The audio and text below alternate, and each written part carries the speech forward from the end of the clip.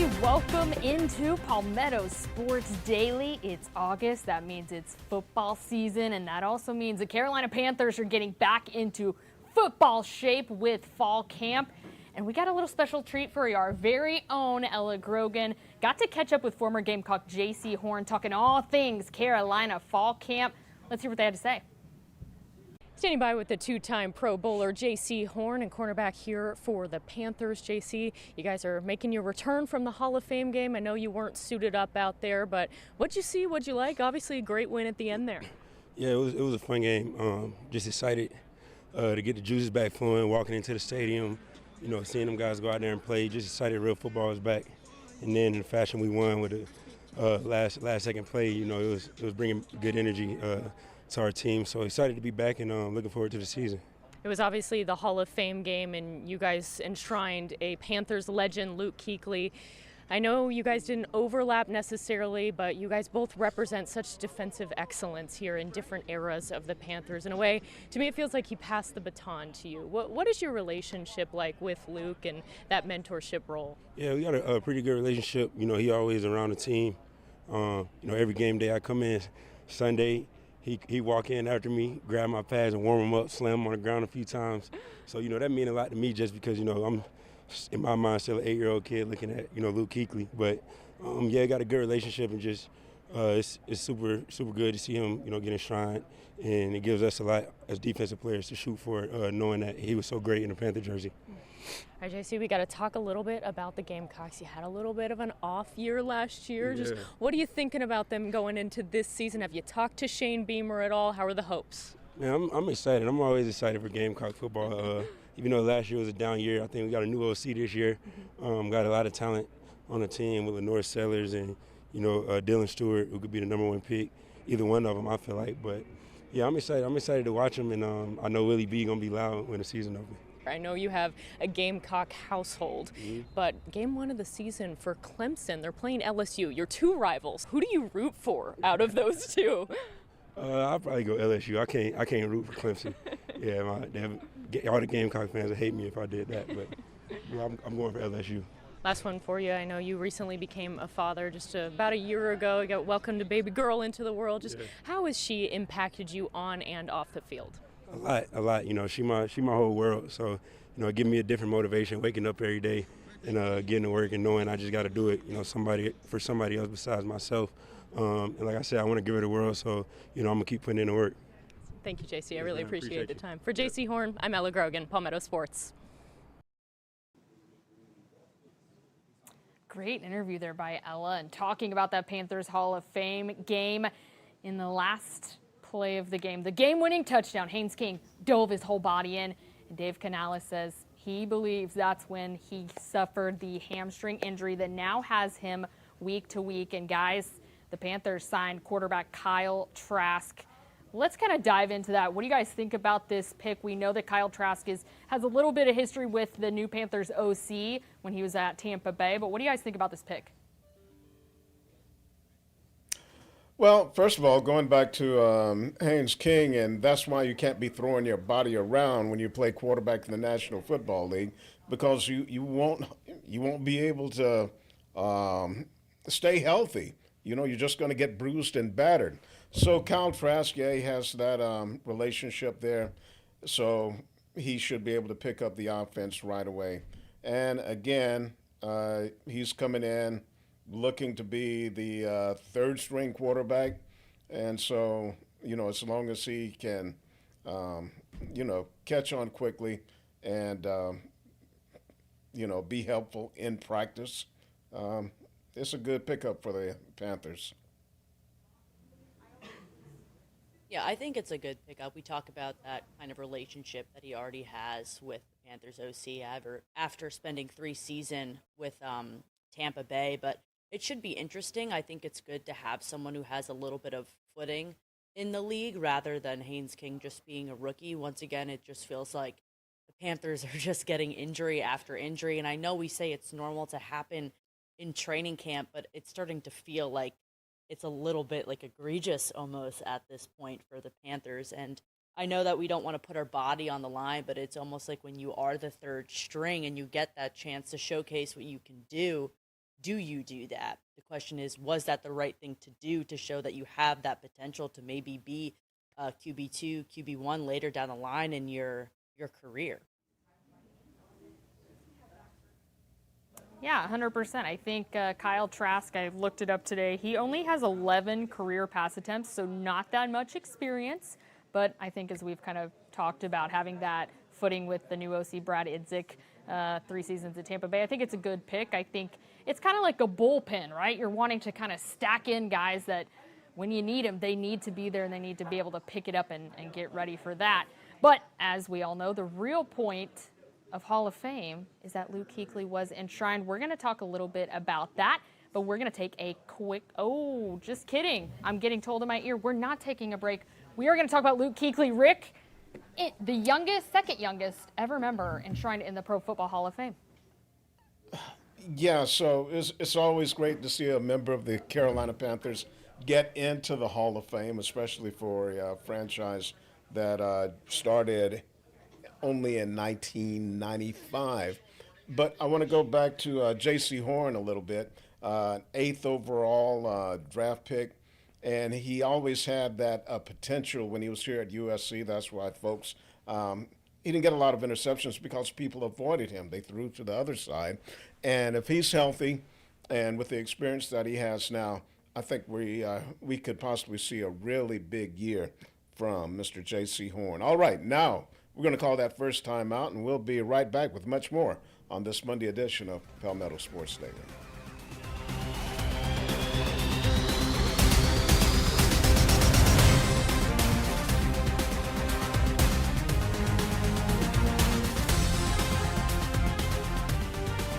Welcome back to this Monday edition of Palmetto Sports Daily. We're just talking about the Carolina Panthers, which means the Hall of Fame game. And you say the Hall of Fame game and the Panthers, you think of Luke Kuechly, and obviously one of the best Panthers to ever do it. His rookie season got Rookie of the Year. Year after that, Defensive Player of the Year.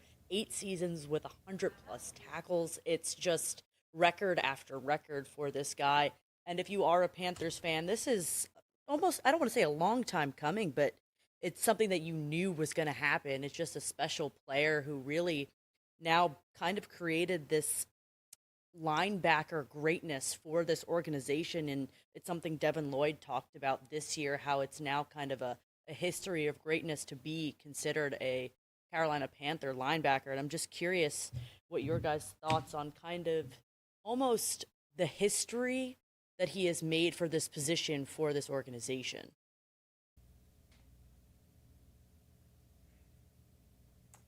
Yeah, I mean, I think when you talk about Luke Kuechly, I don't even think, I mean, you don't have to say his last name. If you say Carolina and Luke, you're going to get chance of Luke. I mean, he is almost the Carolina Panthers brand. And I think when you're looking at some of these incredible stats in 8 seasons, that's not very long in the NFL.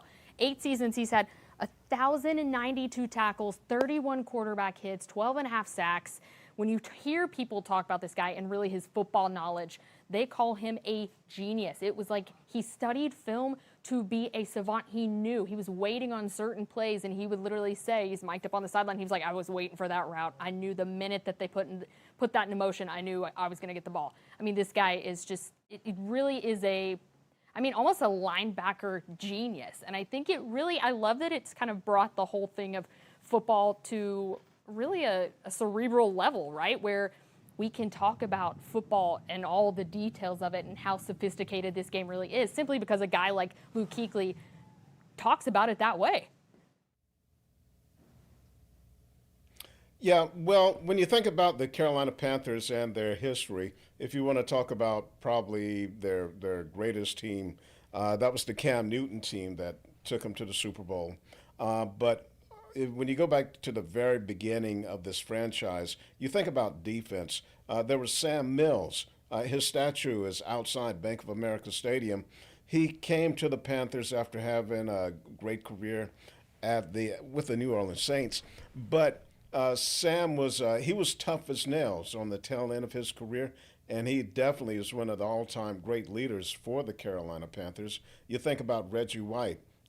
Defensive end, considered one of the best defensive ends in the country, won a Super Bowl with the Green Bay Packers. Again, he comes to Carolina and has some wonderful seasons with the Panthers. Again, he was still one of the best defensive players, and again, a great leader and a guy that you can put on the Carolina Panthers Mount Rushmore defense, especially. And Luke Kuechly, probably underappreciated around the country because he did play in Charlotte, play with the Panthers when they weren't an elite NFL team. But you talk to folks, or you listen to folks, some NFL veterans, and they'll tell you just how good Luke Kuechly was. So glad to see him get into the Hall of Fame. All right, that's going to wrap it up for this segment of PSD. We'll be right back after another quick timeout.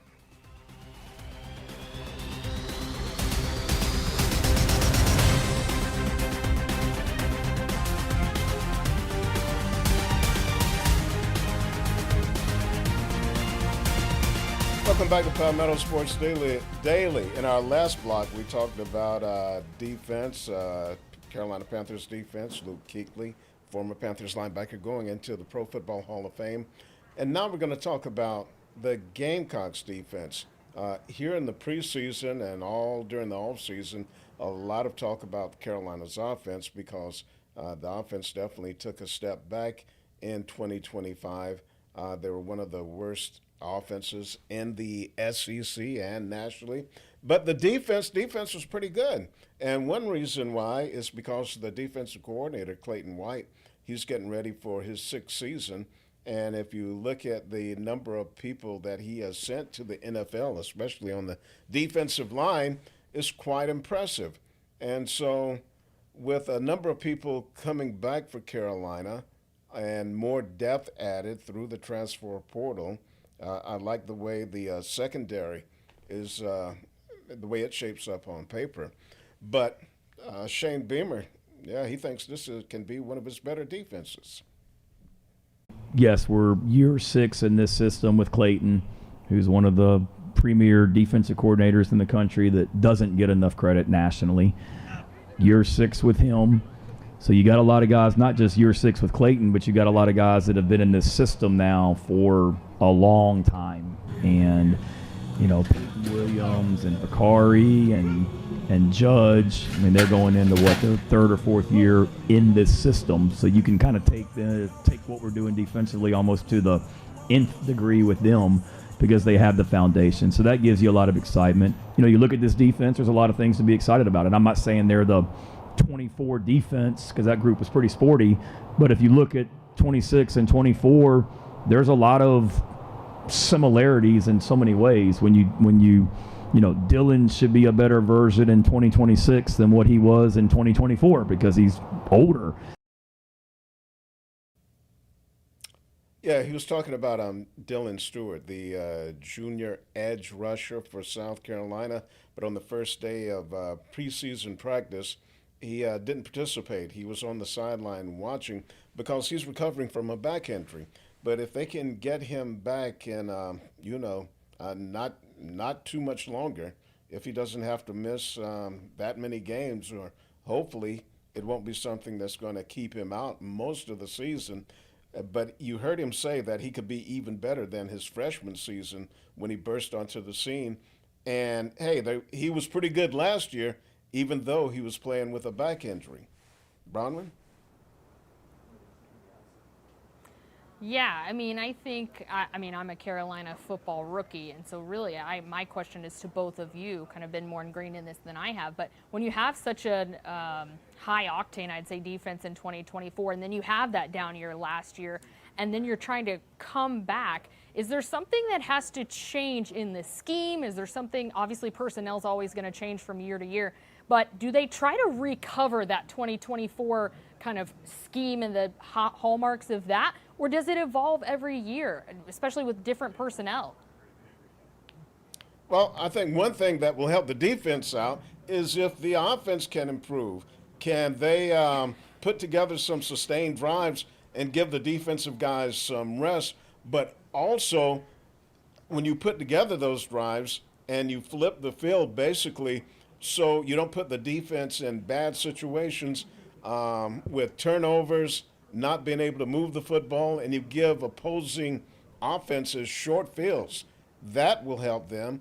But also too, if they can stay healthy. Again, I mentioned Dylan Stewart, and if the pass rush is even somewhat decent with the experience that they have in the secondary, they'll be all right, and I think they can perform at that 2024 level. But got to have that help from the offense. Yeah, I agree, Rick. It's just something where you only could have your defense do so much. You can only make so many stops and then not have something produce on the other end of the ball. But speaking of defense, head coach Ryan Beard of Coastal Carolina was saying that they're only going to go as far as their D-line can take them. And 7 Chanticleers got all Sun Belt, preseason all Sun Belt conference honors from Pro Football Network. And that is mainly coming from first team DB Miles Woods, one of the returners on this team, not many on this team. So it's great that he's getting this honor. He started 11 of Coastal's 13 games last season, and he led the Chanticleers with 3 interceptions and 45 tackles. And overall, just really one of the leaders on this defense. This is another preseason accolade for him, also earning Sun Belt Conference preseason all second team from the conference itself, but just making sure that this team is kind of getting the nods for these players who are making their return.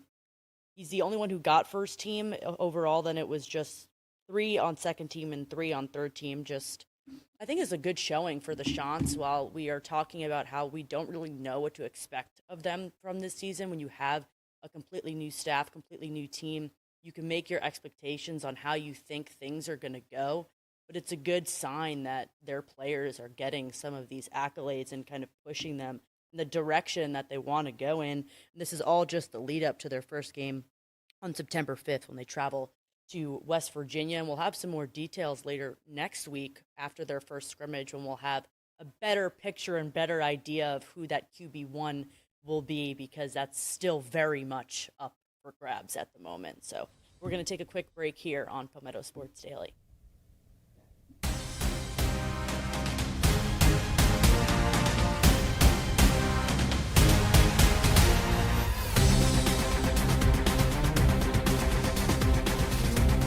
Hey, welcome back into Palmetto Sports Daily. We've been talking lots of football, but now we're going to move to baseball and the Atlanta Braves, and in a very interesting turn of events.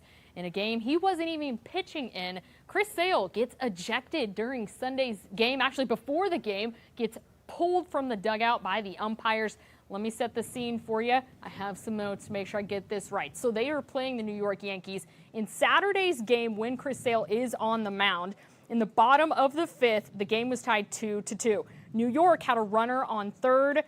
The balk gets called. Obviously, they move forward. New York scores, and Chris Sale disagreed heartily, I'll say, with the umpire's call. He starts yelling. Then Walt Weiss comes out of the dugout. He agrees with Chris Sale. He starts yelling. Weiss gets ejected on Saturday night. And then I guess Chris Sale went home, laid in the bed, thought about it all night long, played out his points he was going to make the next day, and then Sunday morning comes. This brother starts yelling at the umpires as soon as they hit the field, and Chris Sale gets tossed. It's just in every sport, you really want to have this move-on mentality. Chris Sale said, I don't think so. Guys, talk to me about what we think. What is going on here? This is an interesting one, especially from a veteran pitcher. This isn't a rookie that just, testosterone's flying. This is a vet. I 100% agree. I just don't really fully understand the day after type of thing. Like, if you're still mad about it during the game and whatever, when that call was made, I get it. But to then come back the day after in a game that you're not even pitching in, to go after the ump, you get ejected. So now you're kind of throwing off the whole kind of emotion and vibe, I guess you could say, for your team before this game even started. It's lucky that the game went kind of in a good direction, but it's just also it's for a team that's not even in your division. So it begs the question of why does it matter? Every game matters, but this is the first time the Braves are even playing the Yankees this season. So, I mean, they're dealing now with this as they roll into the Mets as their next series. Hey, I agree with Chris Sale. I love what he did because after they called that balk on him in Saturday's game, on the telecast, they had a split screen. They had Sale from earlier in the game where he made the same exact move that they called the balk on. And it's like, hey, what gives? You know, I've been doing that the whole game. But then they decide to toss him. And hey, he's not pitching on Sunday. He has nothing to lose. He wants the umps to know the call was wrong on Saturday and it's still wrong on Sunday. So he gave them another piece of his mind. He got booted. At least he got his point across. And he said, hey, yeah, that's wrong. I'm standing on business. So Chris Sale, yeah, way to go. I mean, I guess so. I mean, that's a great point that he had nothing to lose. Why not? But then again, you got a whole dugout full of guys that that look to you for guidance and kind of what are we going to set the tone as? Chris Sale said, catch me outside, I guess. How about that, guys? Well, the Braves still have a massive lead in the National League East. I say this every time we talk about them. The fact that they are still able to be sitting where they're sitting after that June blues is what I'm going to call it. They have a 6-game lead over the Phillies. Sorry, excuse me. A 6-game lead over the Phillies right now. I'm reading it as we're talking. But now they roll into the Mets, and they will be looking to do well as they face their division rivals. So we'll see how that rolls for them. But that's all we have for Palmetto Sports Daily here today.